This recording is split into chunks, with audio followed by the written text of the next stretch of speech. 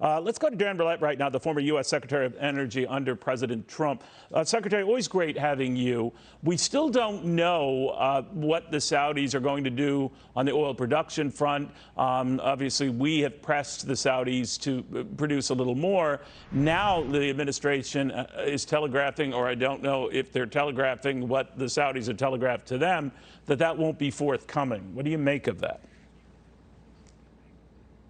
Well, Neil, it's great to see you again. I think what's happening here, at least to some degree, is the downplaying of expectations. I would be surprised if the Saudis do anything outside of the context of OPEC and OPEC Plus. They've already agreed to some production numbers. There is a meeting that's coming up in just a few weeks. So I would expect that any decisions on production would come as a result of that meeting, not as a result of any conversation that they may have with the president today. But I think the larger question here, Neil, is not so much the actual production numbers coming from OPEC and OPEC Plus. It's what do you do with the oil? One of the challenges that we have in the world today, and in the U.S. in particular, is our ability to refine the product into gasoline, diesel, and other products that is really driving the consumer interest in all of this. Folks, of course, pay attention to the price of crude oil, but what they really pay attention to is the price of refined gasoline at the pump every day. So we ought to be thinking about the infrastructure that's necessary, that is required, frankly, to refine the product and ensure that it meets the market needs and it gets to the right markets.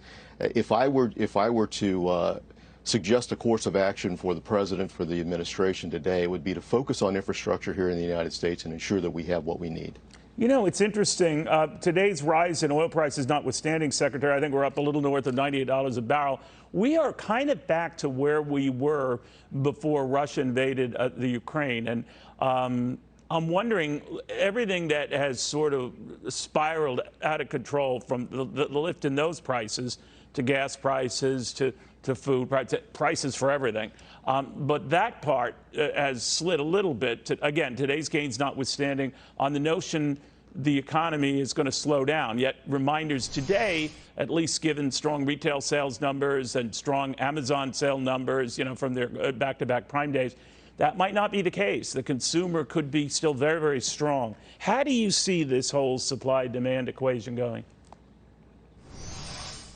Well, I think there is some fair amount of concern, obviously, with the Federal Reserve and with others about the future economy, and some slowdown has occurred. We're starting to see some demand destruction in the marketplace. I mean, $4.50, $5 a gallon for gasoline is historically high. So, you know, folks are going to feel the impact of that very strongly. But I do think as we look forward, again, I'll reiterate this point, it's important that we take away the bottlenecks in the system. It's not simply the production of oil that matters in this case. We know how to produce oil here in the United States. You know, we've become the largest producer of oil and gas. The production question is not really the one that we need to focus on. It's really the infrastructure question. Do we have enough pipelines to get the product to market efficiently? Do we have enough refiners in the United States and around the world to allow the product to be produced or refined into final consumable products? Right now, when we look across the United States, we see refining capacities, you know, running above 95% and 97%, which is, you know, high. But what we also must remember is that we have fewer refineries. So, of course, they're running at very high levels. We need to expand our ability to do those things and, you know, again, focus on infrastructure as well as production. Yeah, you can boost production all you want, to your fine point, but if you're still dealing with the limited refinery capacity, you're up against the wall. Interesting. Secretary, thank you. I hope you have a safe weekend. Thank you, Neil. Great to be with you.